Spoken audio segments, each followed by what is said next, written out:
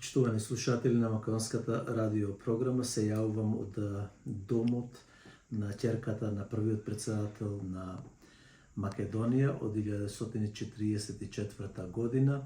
Тоа е Марија Андонова Ченто или пак Марија Јакимовска. Марија Јакимовска по сопругот презимето. Особено ми е драго што се наоѓам во домот на ќерката на Методија Андонов Ченто. Денес е голем празник, 11 октомври 44 година односно 41 година, кога пукна и првата пушка спрема она што ни кажуваат во Прилеп и Куманово.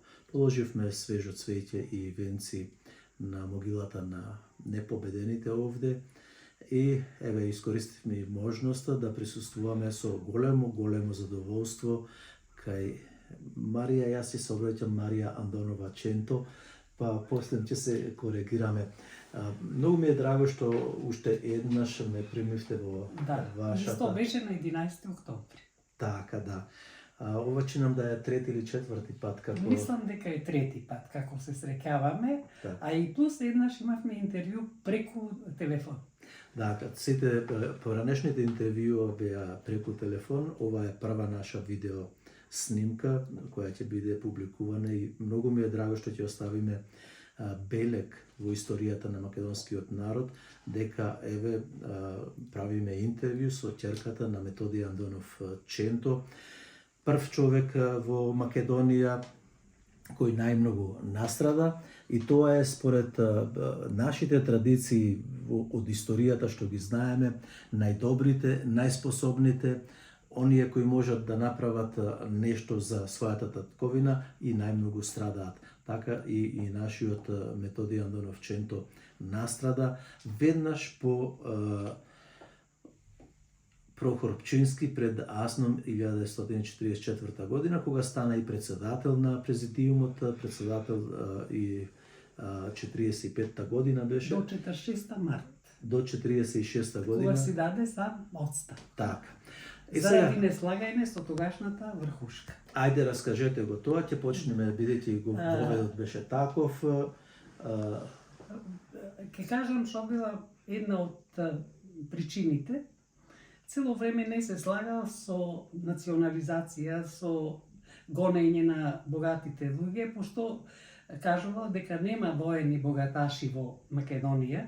Сите тие луѓе со труд си ги заработиле парите, а второ, кога му дошле од Велес, во кој град што имало стрелано без никакво судење 50 луѓе, и му дошла делегација да му кажи дека вие ви помагавме, велевте дека имаме правна држава. А сега овие луѓе беа стрелани без никакво судење. Не велиме дека можеби некој не беше соработник со окупаторот, али велиме дека заслужуваа праведно судење. И тој кога пошол на Лазар Колишевски да му каже зошто се случи оваа работа, тој рекол требаше и во Македонија да има жртви. Покасно разбрав дека имало исто така стрелани без никакво судење во Куманово, али не знам за тоа татко дека...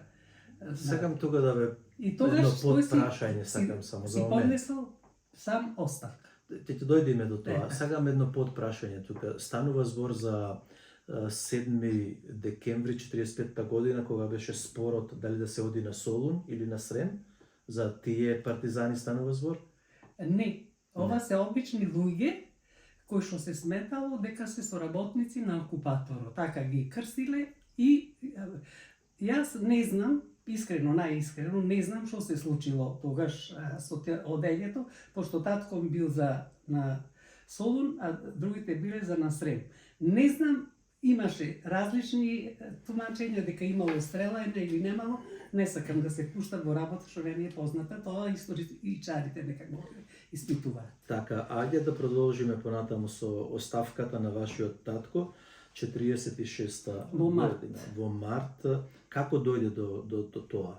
Токму затоа што сватил дека она сето што се кажувало не е точно. Прво ќе ви кажам дека после војната, после ослободување на Скопје на 13 ноември, пред тоа бевме во Горно Врановци и ние, кај што беше владата, целиот штаб преселен, се суди уште таму со Лазар Колишевски, кој што велел дека не треба да се хранат од исти казан и тие и војската. Во Горно Врановци и вие бевте? И ние бевме цело семејство. Прво Да. бевме, имаше во јуни или мај, не држете ме за збор, сепак јас сум била неполни 5 години тогаш, имаше по нивните канали дојдено на мајка ми дека во Мариово се средале некои службеници, таму били татко ми, двајца ги спасил, кажал дека не треба, тие само си заработувале за својот живот луѓето. И дека бугарите го разбрале тоа, дека ќе не запалат куќата и ќе не носат нас во логор. По тие канали требаше да се иселиме со мајка ми, со браќа ми. Прво не сместија во Мажучиште во едно семејство, што сум заборавила како се презиваа. И потоа, пошто била Мажучиште во блиску до Прилеп, ме префрлија во Забрчани, кај семејството Апостолови, кој што беа тројца браќа и еден братучет, Методија, кој што најмногу беше во отпорот и тој доби и заслуга за тоа. И ние седевме таму некаде се додека не се префрли штабот во Горно Врановци. Прво мајка ми со Илија отиде, па после нас тројцата ме однесла и седевме се до ослободување на Прилеп. Прилеп е ослободен на 3 ноември. После 3 ноември нас во Прилеп не донесла со камион, а татко ми остана се до ослободувањето на Скопје, кога се префрлија во Скопје. И кажа дека тој беше председател на президиумот, наследно, дека ќе живееме во Скопје. Татко ми барал стан, му понудиле куќи на евреи наместени по години. Татко ми рекол, на туѓа мака јас нема да седам, најдете ми празен стан. И добивме стан на плоштата, онаму кај што е сега неговиот споменик. Од левата страна беше хотел Македонија, што се сруши после отресот, а од десната страна стамбена зграда. На првиот кат некој бугарски чиновник бил и беше скроз празен стан, и ние таму живеевме. И тоа беше и првиот судир, оти ние не треба да видиме сега буржуазија, него сме со народот. Так. Тоа беше плюс во тоа време имаше малце бидам поопширна, пошто вас сакам да го кажам. Имаше кооперација за министрите, во која што имаше се, а другите луѓе тоа што ќе се најде. Знаете, после војна секако нема, и тој што има пари нема што да купи. Кооперација во Скопје? Во Скопје, да. Ја водеше Ношпал. Ние не бевме членови на. Кој е Ношпал?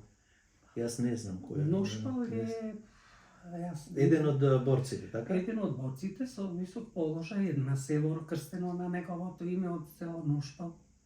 Битолско Ношпал? Битолско, да. Тоа е на него крстено. Не сум знал. Добро е што кажувате. Ние не бевме членови на таа кооперација. Добро. Татко ми беше против.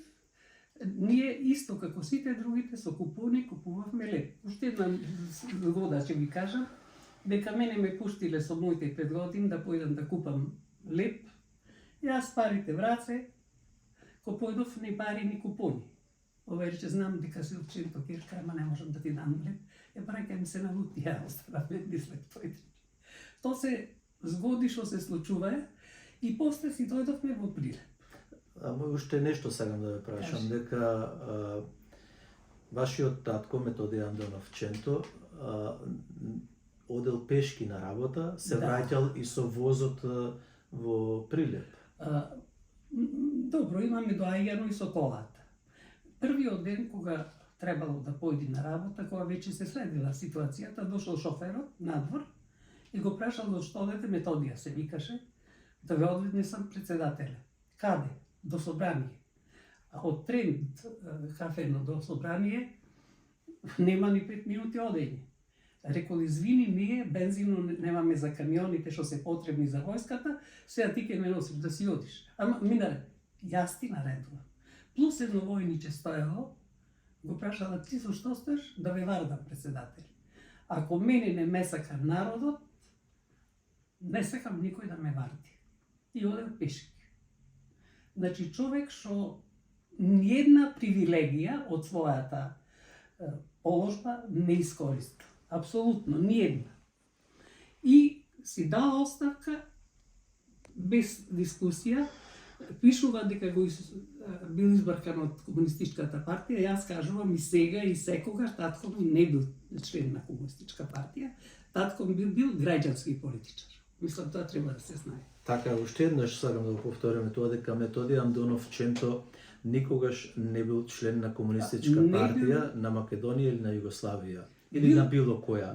Бил граѓански политичар. Ете така. Човек кој што се борел за народот. Во прилеп која се вративме го разработи дуќанот. Се до 14 јули кога од претпоста го затворија. И затворен татко ми, ние не знаевме никаде е, мајка ми одеше. Која беше причината? Како дојде да си даде оставка? Зашто беше? Еве ви кажа. Да. Се судил со тоа што сватил дека не му е местото со тие луѓе, дека тие поинаку. А што правеле тие? Ви кажав, си зеле наводно кујчи, си барале привилегии. Уште одма после војната тоа го направиле? Одма после војната. Одма. И не знаевме каде. Мајка ми одеше секаде да се распраша и отиде во меѓувреме, значи уште ни осуден ништо, дојде камион. Овде имаме мајката на сликата. Да, таа е Василка, за која што јас сакам секогаш да зборувам. Отиде во Белград, кај Тито. И Тито ја прими. И тој рекол, зашто не дојде да ме праша мене пред да си дај оставка. Јас рече, мајка ми рекла, сакам само да знам каде е. Во меѓувреме, пред да знаеме каде е, дојдоја со камион да го кренеле на мештаот што Ченто го зел. Така. Сега таа случка, можда не е ни во книгата на брат ми, не знам, сум ја читала, ама не знам.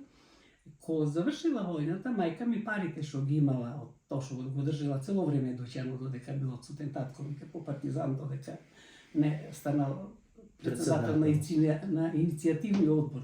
Значи сме преместени измеѓу иницијативни одбор и собранието насно. Во тоа време се разбрало дека тој ќе биде голем човек. И мајка ми му ги дала сите пари, од тие пари се купени, беше купен намештува, а нашата стара куќа имаше 2 соби. 1 или 2 камиони беа, затворена портата, дојдоа тие другарите, јас што ги викам со високи чизми, мантери кожни, и еден на брат ми. Надвор ние деца игравме, а затворена портата. Отворија портата, треба да имаме налог да го земеме намештува. Брат ми му вика, не е тука мајка ми. 46-та година. 46-та година. Измеѓу 14-ти, објавено беше на крај на јули, со едно мало случај во весникот на еден чошо на весникот Нова Македонија, дека Ченто е заловен, најбарем беше некој дивеч, на граница со Грција за бегање. А објавија веќе дека е фатен, нели? Ова е пред да објава дека е фатен, дека е заловен.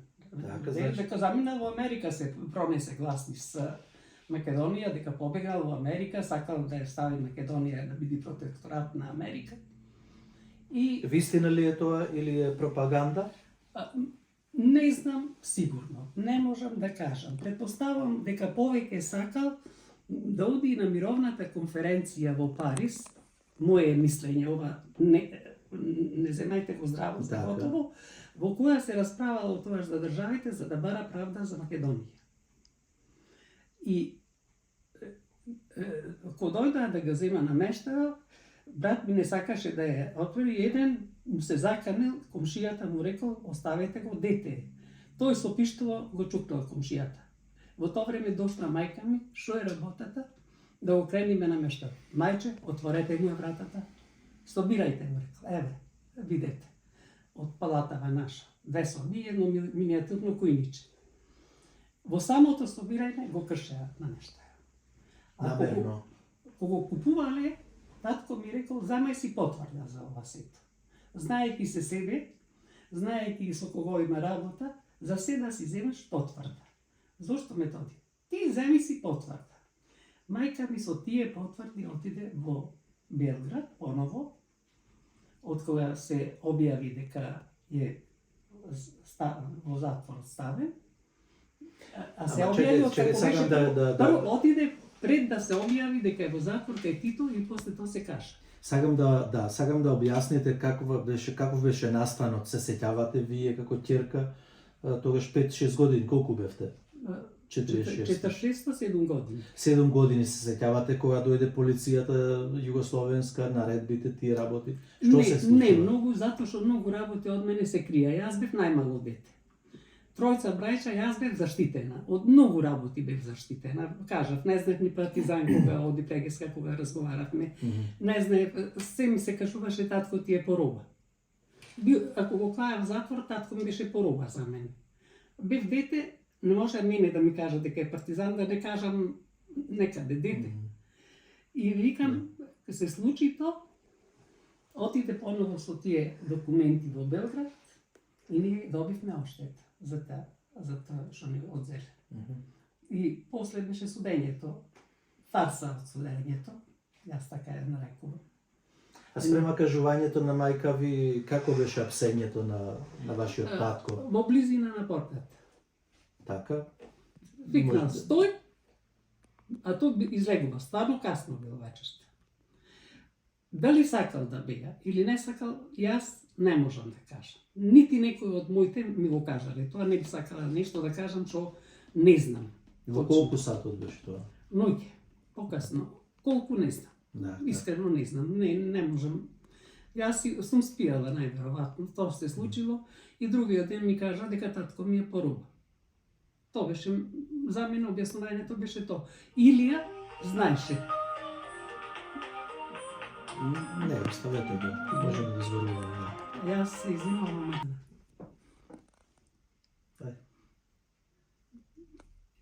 Јас стално зборувам дека тоа беше една навистина пародија. На мајка не му даваа збор да каже. Имаше јас стално кажувам, имам една пишувано. Надвор народ многу, имаше звучници, се пренесуваше судењето, нас како на деца не ни беше дозволено да влеземе во судница. Мајка ми со една од незините сестри беа во судницата и мајка ми на сите тие сведочења се смеела и дошол некој од удба ја чукнал порано и рекол порамо, другарке, ако продолжите да се смеете и вас ќе ви затвориме. Мислам дека на секој чекор е пратеа каде оди и шо прави. Многу пати се случуваше да прескокнат преку зидот, од сите ни беа со зидови дворовите и да рече, ајде деца, спремајте се за спијање, иначе имаме прислушкувачи, да не правиме некој. На кое место беше вашата куќа, која улица? Кире Чосовски се вика улицата, во близина на сточното пазариште беше. Ние бевме на крај на Прилеп, значи после нас тоа му доаѓа сега оваа населба Димо, наредникот што е, не постоеше. Тоа беше се празен простор и тој мост сега што го врзува немаше тука мост. Тоа е сето градено многу покасно. Беше одма почуваше сточното пазариште. Ние имаше една огромна ширина кај што како деца стално бевме, поќе бевме надвор од колку дома, знаете, немавме телевизија, немавме интернет. Сакам да се вратиме назад. На кој датум татко ти беше затворен, односно замина? 14 јули. 46 година. Неполни 3 месеци така му доаѓа. Во март си дојдовме, април, мај, јуни, 3 месеци од кога си дојдовме од Скопје. И на кое место беше испратен? Сега, тоа? многу често и историчарите грешат дека директно бил во Идризово, не. Татко ми беше во централниот затвор на Калешо беше. Тоа е еден од најстрогите затвори. Сам бил во соба, не му било дозволено да шета со другите затвореници. Покасно многу е префален во Идризово. Кога и колку години не, затоа што првите години јас не бев да го видам татко ми. Едноставно ми се кажуваше дека го нема. Прв пат, сигурно имав 10 години, прв пат кога појдов да го видам во Идризово. И тоа ми остави длабока на душата. Затоа што беше, сега еве слушам ги пуштати на викенд затворениците и се.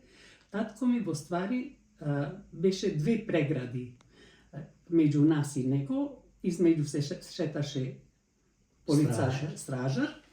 Ние се довикувавме, јас татко ми не можев ни да го прегарнам, ни да направам муабет, мајка ми разговараше со него и секогаш кога излезевме колнеше што си ги носи децата ради. Таа е доживотна траума што едноставно носам. Вие бевте 10 години, да. 10 години и во сето тоа негово, мислам, затворење, недели 5-6 пати одевме затоа што немавме никаде да престојуваме во Скопје, но и ке сме оделе со воз, па се тргнуваш од кај офицерскиот дом со овие коли арабаджиски, седнати на страна, сите, јас викам, со топото на коњите се слушаше, пошто молчеа сите одеа да посета некој затвореник, и кога дојдевме да се отвори таа вратата од затворот за Дидризово, мајка ми велеше проклети да сте, ништо друго.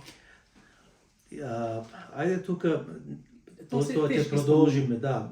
Добро, видете, за нас македонците треба да знаеме, бидејќи вие сте последниот извор. Јас сум последна од моето семејство. Од твоето семејство ти си последна. Минатата година почина мојот најстар брат Илија Андоновски, Ченто, кој што го имаше понесено најголемиот товар со мајка ми од затворањето на татко. Така, важно е тоа затоа што вашиот татко беше народен човек и неговата судбина, неговата историја е и наша историја. Ние ја немаме може она емоционална траума што ја имате и вие, меѓутоа сепак за нас Методија Андонов Ченто е втора историска личност после Гоце Делчев и затоа и овој интервју повеќе го правиме за да остане историјата помеѓу македонскиот народ, која е интегрално или од прва рака пренесена од вас, Марија, ќерка на Методија Андонов Ченто. Таа траума ја носам цел живот. Се врати од затвор. Јас бев последна година в гимназија. 16 години имав кога си дојде од затвор. Бев само една година со него, пошто јас имам матурирано на 17 години. Наредната година отидов на факултет и мајка ми некаде во јануар 57 година на брат ми, знаете, тоа се закажуваше на пошта телефонски разговор, па да појдиш, му се јави на брат ми Илија и му рече, татко ти нешто како да не е арен, почначи да слабе нагло.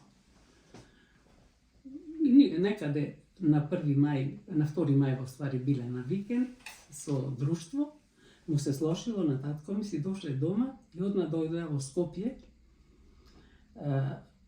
Прво го прегледа овде, пријател имаше еден Никола Самарџиовски доктор што беше, и тој свати дека има карцином.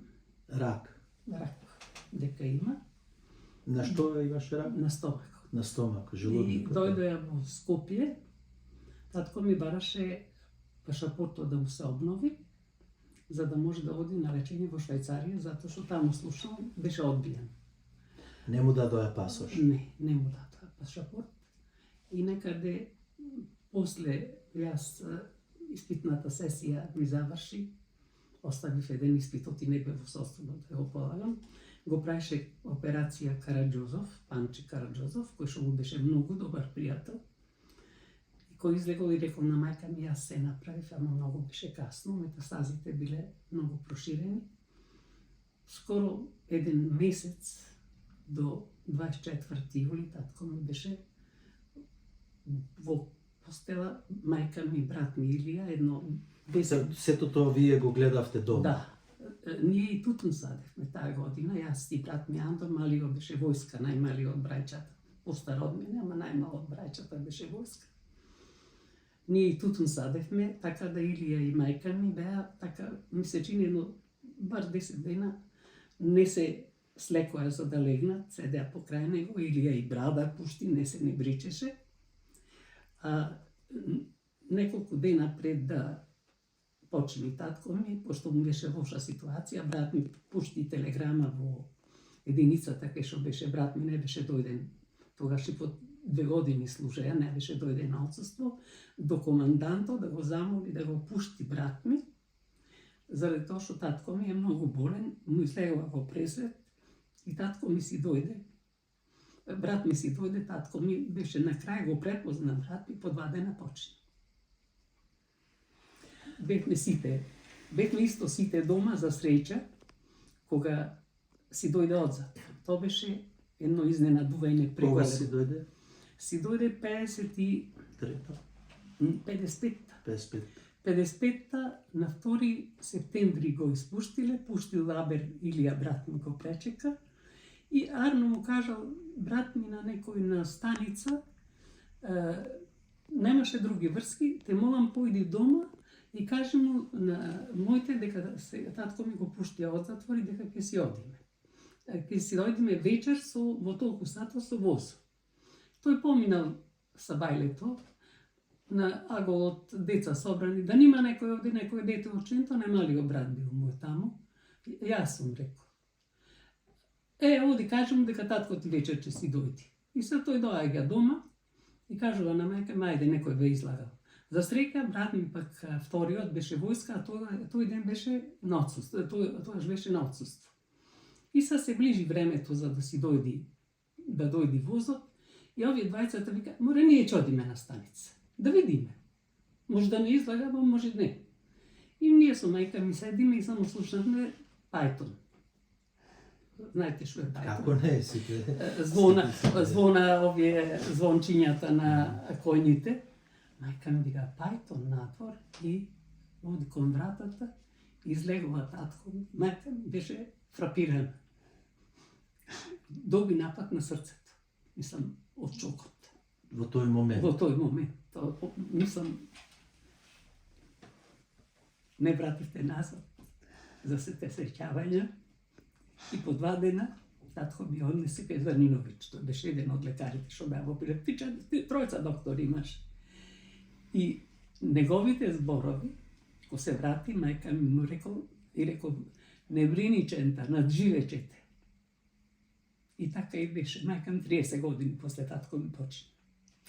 Татко ми умре 57, мајка ми почина 87. Во меѓувреме, сиот товар за одгледувањето наше на четворицата и за одење во Скопје и носење пакети, колку тоа добиваше татко ми, не знам, на сета сио недостаток што имавме дома и од пари, од се, таа се снајдуваше. Почна да ткае килими, јамболи, се знаеше да работи, плюс переше чаршафи од кафани, цедила од фурни што правеа леп, шијаше на машина, везеше, понекогаш некој ќе посакаше да му сплети нешто и ќе сплетеше.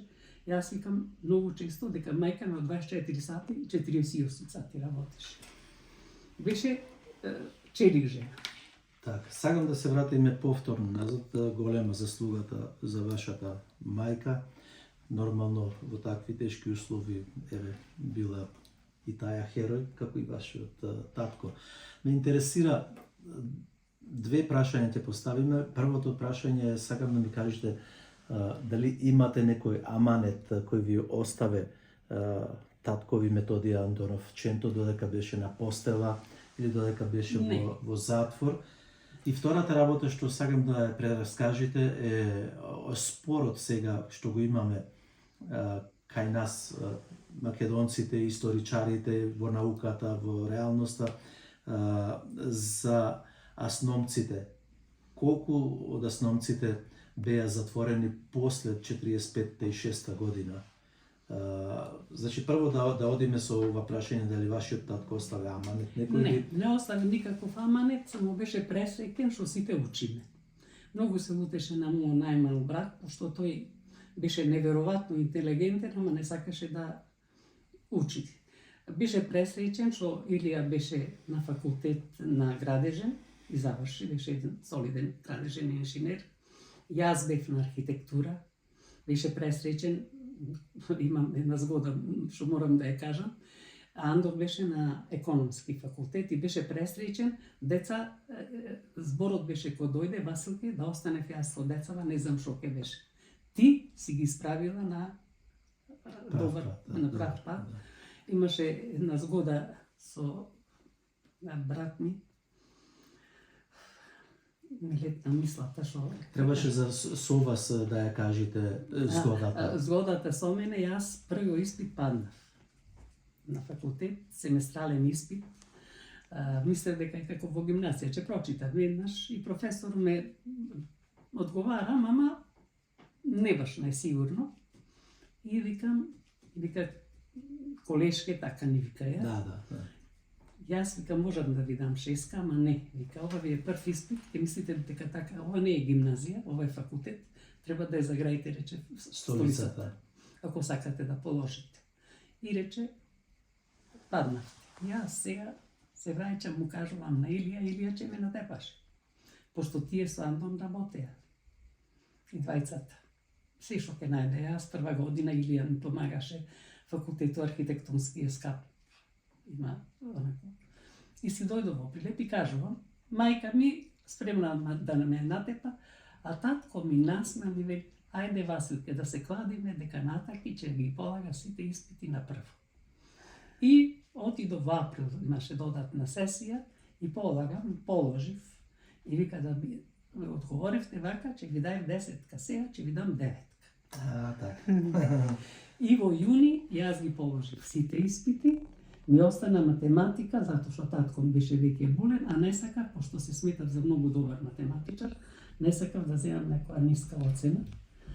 После кога полагав наредната сесија, ме прашаја колку пати полагам, пошто многу од студентите на архитектура се откажаја од неполагање на математика.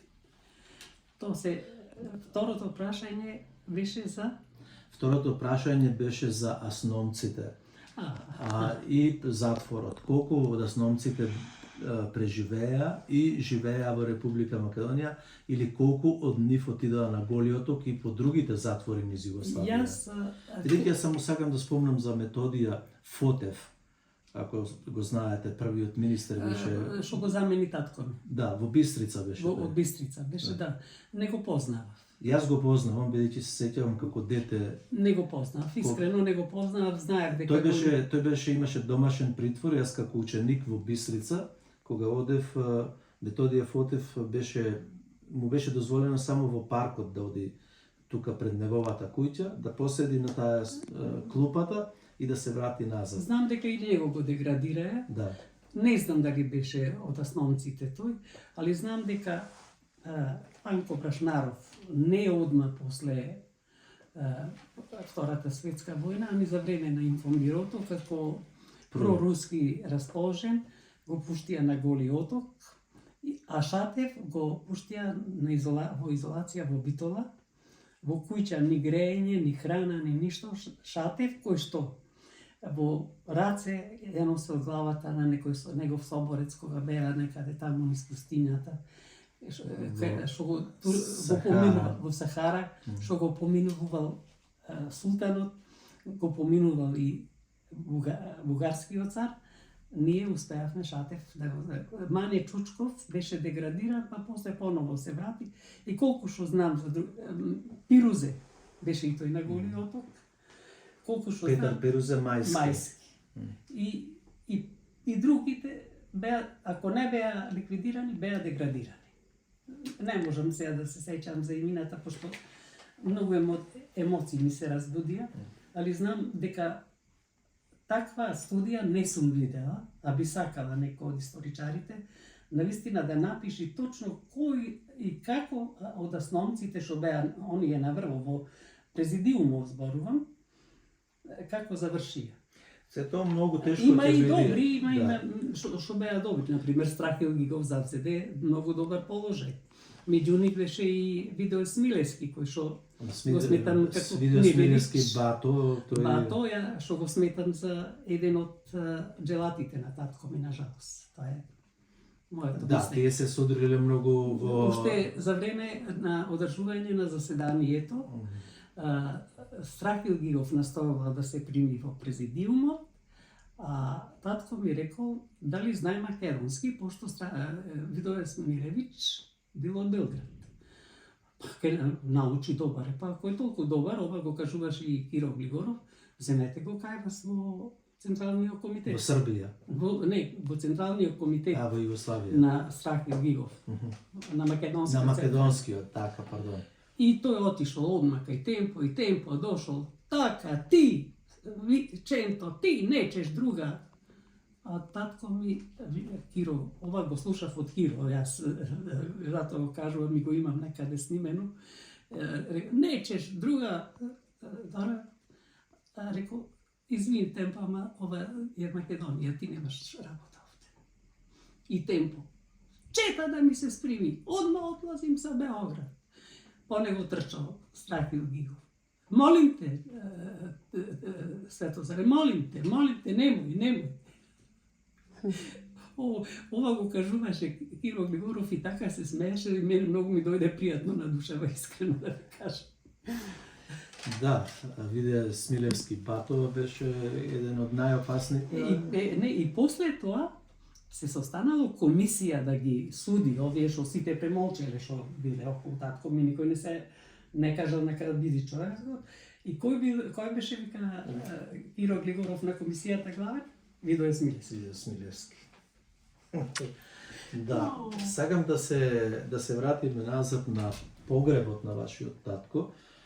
Во нашите поранешни интервјуа вие спомнавте дека на погребот било забрането да се собираат прилепчани, меѓутоа спротивно на тоа што се случува? Мене ми е многу криво што зборуваат дека умрел во кругот на своето семејство, се пишува, и само неговото семејство присуствувало на погребот. Не е точно.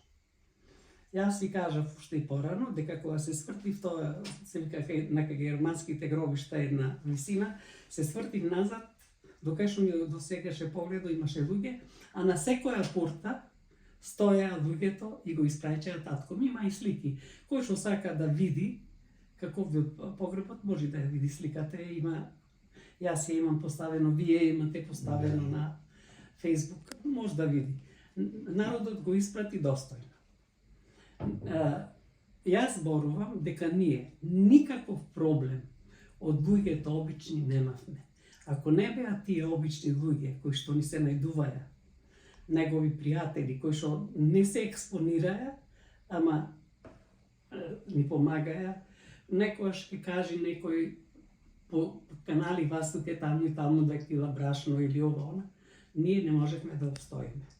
Јас кога ќе појдев, мајка ми ме пушаше во чаршија, кога ќе појдев, најмногу, ретко купуваше месо, кој ќе направеше добра сделка за Кири ми даваја аванс да го иске, оди купи месо, кај Мицо каса попојди, јас ќе појдам, а тој ме знаеше. Добар ден, мајка ме прати. И ти чупе од кого беше, стално ке ме праша. Јас сум од Ченто. А шо место сакаш? Мајка ми рече за тава. Чекај, немам кај мене, пошто тоа државни беа сите касапници, ќе појдеш од кај други, ќе ми донеси, поздравија мајка ти. Ако од кого беше рече? Беше многу добро. Од Ченто. Ајде да раскажиме приказната за прекарот Ченто.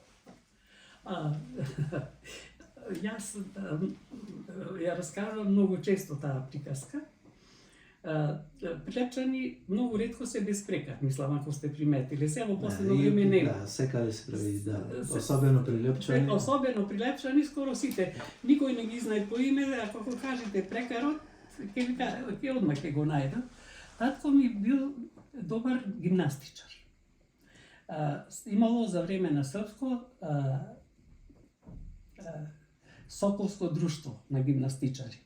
Има негови слики на вратило, се занимавал со велосипедизам, и шах знаел да игра, и мислам сестран како спортист бил.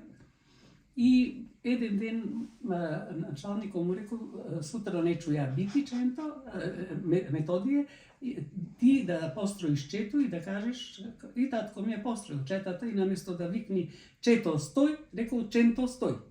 И овие сите почнале да се смеат. Ченто, Ченто, другиот ден на чаршија, еве го Чентове, и готово, од тоа останало. А имав една случка во Бугарија, роднини на мојот сопруг, ама знаете, поголеми бугари од бугарите, И тие ми кажува, пишувам јас реферат за таткот и дека тоа име му доаѓа од италијанскиот збор ченто, што значи 100. Викам, грешник и податоци имат.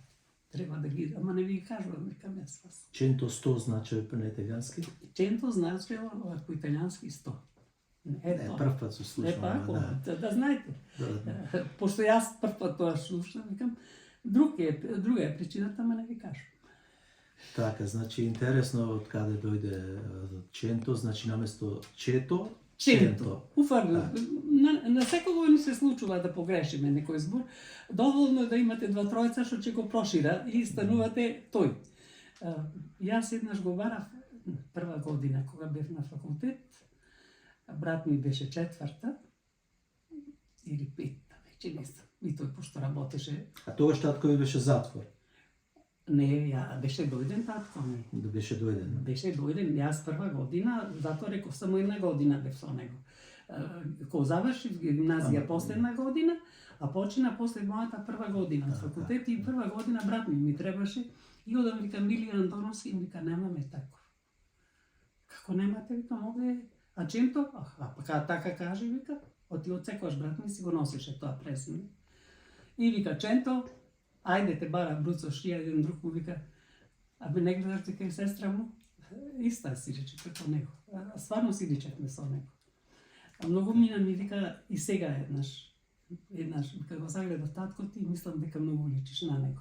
Мислам дека ова е дел. Да, тој е дел од вас, личите на него и височината, големината. И височината, височината, сите бевме високи. Да, височината. Ајде ќе го превршуваме интервјуто. Сакам да поразговараме околу состојбата после смртта на председателот Методија Андонов Ченто.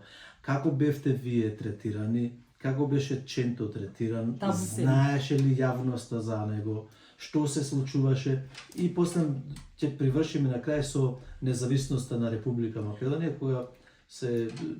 Табу тема. Табу тема. Така. Имав можност, еден пријател, лекар, имав здравствен проблем, на кој што во разговор му кажа дека сум ќерка на Ченто и тој беше збунет. Вика, јас купив стан во зградата кај што сте живееле вие, од спротивната страна, ама пред осамостојувањето. И вика, луѓето со шепот ми кажува, во овај стан наспроти тебе живееше Ченто. Табу тема. Која година тоа? Тој го купил пред осамостојувањето на Македонија, затоа што првата во ствари, да речам, јавен збор, прв пат МАК го организираше на 24 јули 90-та година. Беше организирано МАК, партијата МАК. Тоа беше со Анте Поповски и Гане Тодоровски. Таа партија го организираше неговото учествување, поготово член беше Петар Башевски, тој е еден полиглот, прилепчанец и писател беше, позната личност во Прилеп многу. Мислам дека има звезда. Марика, ќерка му е нешто или не? Ќерка има Башевска. Не. Добре, да продолжиме. Тогаш прв пат се слушна, тогаш салата во Марко Цепенков беше преполна, запрепастувачки тогашната власт, почнувајќи од еден тетовчанец, веќе му ги заборив име, Вера Ацева, Крсте Црвенковски. Сите се наредија на првиот ред, за нас за малчеке немаше место кај да седниме. И беше прослава невидена, беше песна 90-та година. 90-та година. Река, изборите беа 91 година. Так. На кој што избори? Да не беше и Колишевски присутен? Не беше. Не. Беа сите другите. Колишевски имаше чест да не дојде. Мислам, имаше поштеност во себе. Веќе беше многу... Макар да и за сите од Вера Ацева, во првата влада, брат ми Илија го избра за... Пратеник? Не. Министер? Министер за... без ресор. за урбанизам, за такви работи, али немаше ресор конкретен. И ве Рацева се осмели да напиши во весник зошто син му на Ченто го поставивте министер. Брат ми многу убаво ја одговори, ко можеше една неписмена како вас да биде министерка на земјоделие, зошто јас да не бидам министер. Брат ми беше познат градежен инженер, стручноста негова и за време на после смртна јако беше табу тема на брат ми. Тој беше сакаше да студира електро, беше една година во Белград. Поради немање на средства се врати, студираше градежен, заврши градежен факултет, али цело време му лежеше електро и тој беше еден од најмногу што се залагаше за Чебрен да се изгради. И беше Да се вратиме назад околу сеќавањата, како беше во општеството, како бевте прифатени, како за Ченто се знаеше, се изучуваше? Не, па реков табу тема. Се до 90-та година, затоа тоа го спомнам. Се до 90-та година беше табу тема името негово. Дури пријателки што ги имам кажуваа, со шепот се кажуваше името на таткото. Пријачани сите го знаеа. Не можам, јас реков, обичните луѓе, сите го знаеа. Јас бев збунета од луѓето со почит не гледа. Тие што беа на власт за да се докажат, правеа проблем. Тие беа опасните личности. Не, знаете како, ние бевме веќе навикнати на сето тоа, некако мене и ден денеска ми станува нормално кога ќе заборават да не покажат. Очекувавте некогаш како што реков, очекувавте некогаш да се поправи таа состојба, размислувавте околу тоа, зошто е тоа така? Мајка ми цел живот зборуваше дека вистината ќе излези на крајот. Умре, на жалост, 87 година и не чека да се оствари тоа. 91 година брат ми званично побара да се провери судењето на татко ми, ангажиравме и адвокат. Добро. Чепреганов, многу заборавив името, и тогаш во ствари требаше да некаде во ноември беше закажан процес. Јас бев спремна за да одам и беше 3 дена пред тоа ми дојде соопштение дека судењето нема да се одржи, дека обвинителството ги повлекло сите обвиненија против Ченто. И со тоа беше рехабилитиран, а најголема чест направи Иванов, му додели орден, што се доделува председателот Иванов, орден за најзаслужните граѓани на Македонија. Такви ордени 2 или 3 се поделени. Не ме држете за збор. Тоа беше на вистина и додека беше Иванов председател, не се случуваше да не бидиме поканети и за 2 август и за 23 октомври, а кога беше господин Апендаровски, тиеднаш да не покани, тоа си правеше шоу во город. Понатаму другите власти, не сакам да именуваме, меѓутоа, дали сте задоволни од нивниот однос кон вас, бидејќи сепак вие сте историјата на македонскиот народ, 81 година или пак, нека бидат 80. Не се 86. Јас кажувам, јас сум најмалото дете негово, единствена негова ќерка. Да ви кажам, властите се однесува како да не постоиме во некој момент. Искрено, ја ќе кажам за мене.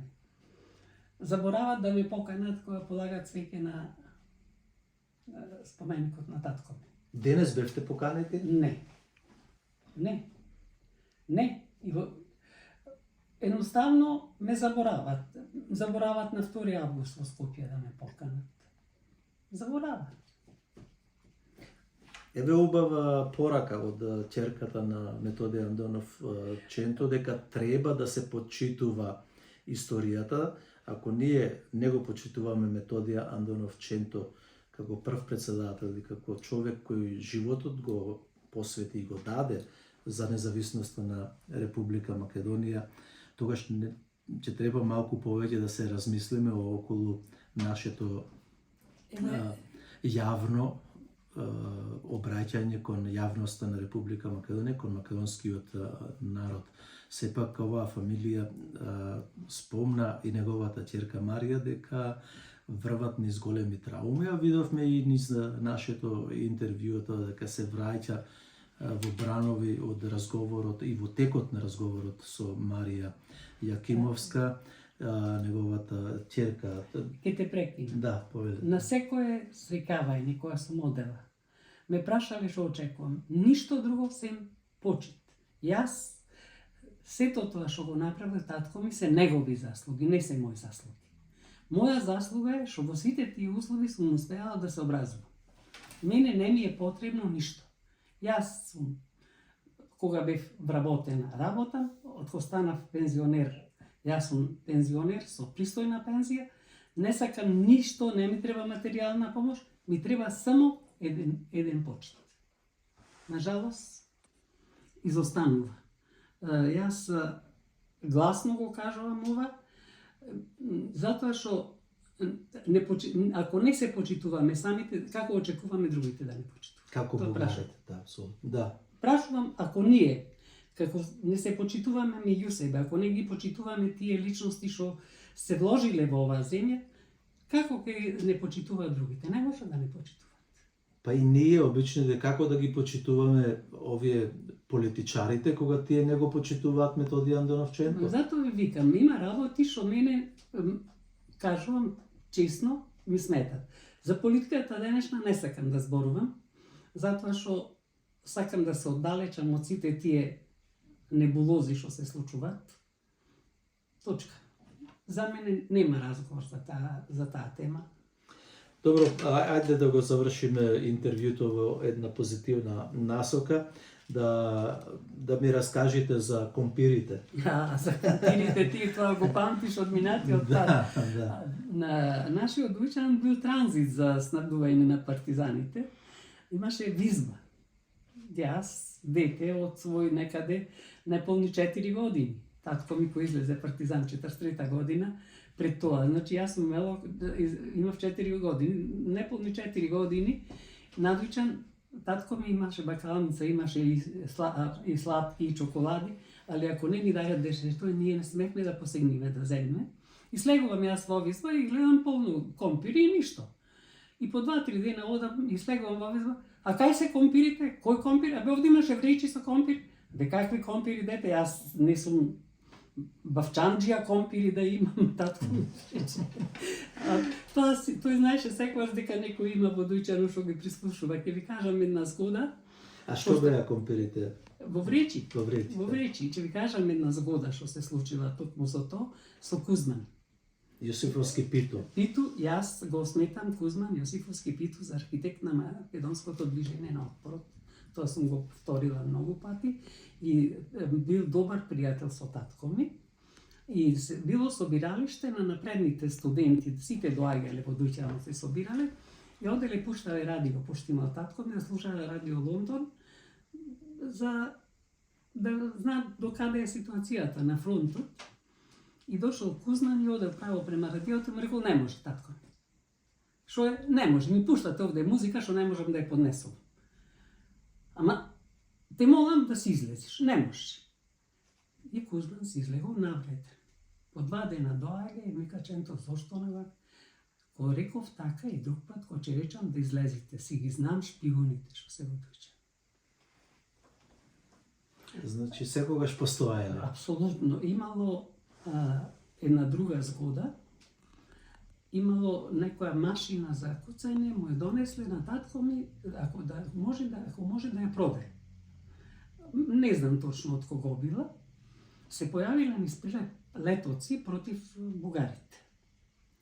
И прво што дошле, некој од тие знаел дека се чука, дека има машина, ја виделе машината, а Арно магистр Вујко ми најмалиот, што е загинат партизан, ги собрал летоците и заминал.